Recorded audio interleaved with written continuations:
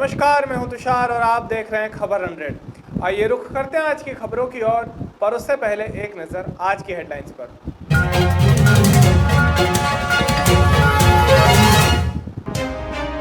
मुख्यमंत्री शिवराज ने पूर्व मुख्यमंत्री कमलनाथ पर कसे तंज।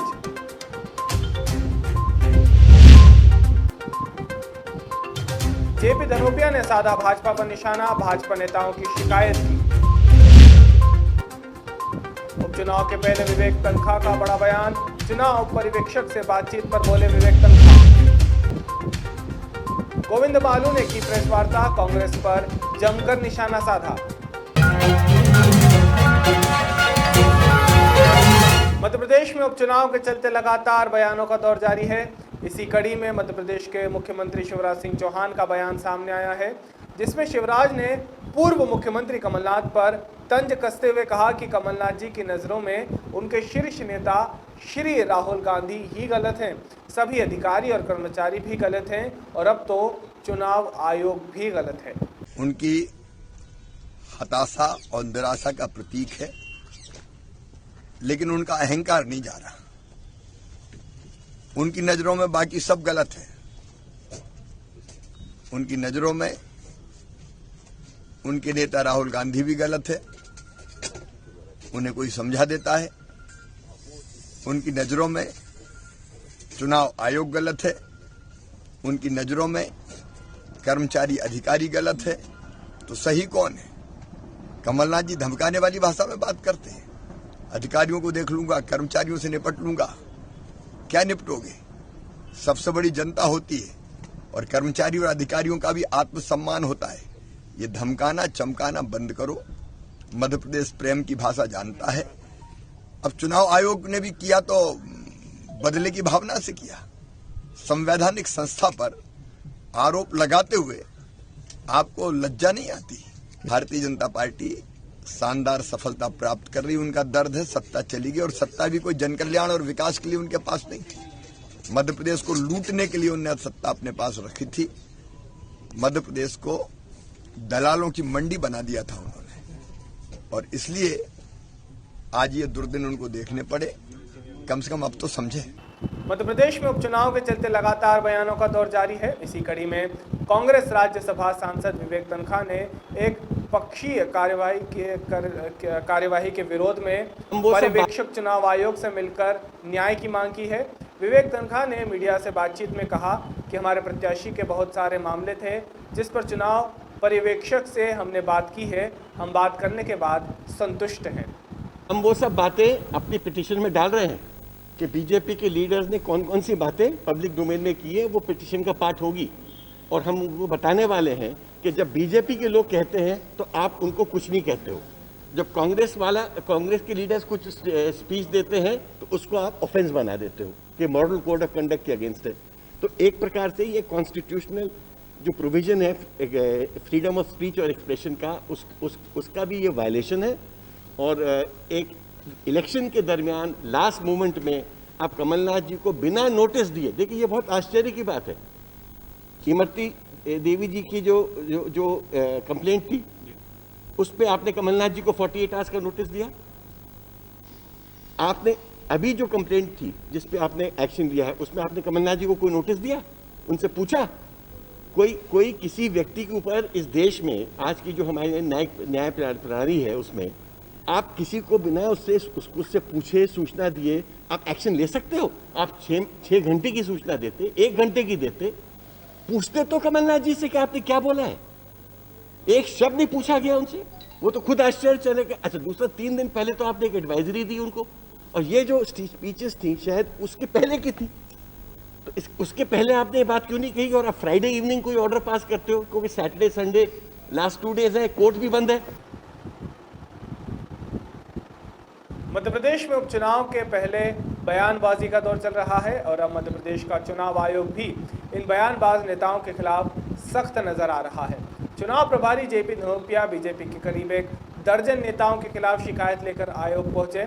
साथ ही चुनाव आयोग से शिवराज सिंह चौहान, कैलाश विजयवर्गीय, इमरती देवी और नरोत्तम मिश्रा सहित 1 दर्जन नेताओं के खिलाफ कार्यवाही करने की मांग की है। मुख्यमंत्री शिवराज सिंह चौहान कहते हैं कि हम नारियल नहीं फोड़ रहे हैं तो क्या कमलनाथ की तरह सैंपल की बोतल लेके साथ में घूमे।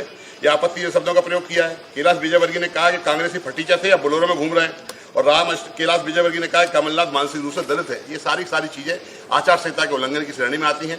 इस पर माननीय मुख्य निर्वाचन आयोग मुख्य पदाधिकारी को स्वयं ही स्वतः संज्ञान ले कार्रवाई करना चाहिए था, लेकिन हमें खेद है कि इस पर कार्रवाई नहीं हुई। इसलिए हमने आज इन सब लोगों के बारे में सारे दस्तावेजों के साथ में सबूत देते हुए कहा है कि इन सब पर कार्रवाई की जाए, इनको चुनाव में प्रचार करने से प्रतिबंधित किया जाए और आचार संहिता के उल्लंघन के प्रकरण दर्ज कर कार्रवाई की जाए।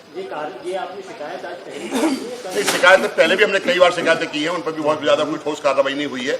और आज हमने इस बात के लिए हमें बड़ा आश्चर्य हुआ है कि चुनाव आयोग ने माना है कि फिल्म एक्टर सलमान और शाहरुख खान से तुलना करना आचार संहिता का उल्लंघन है।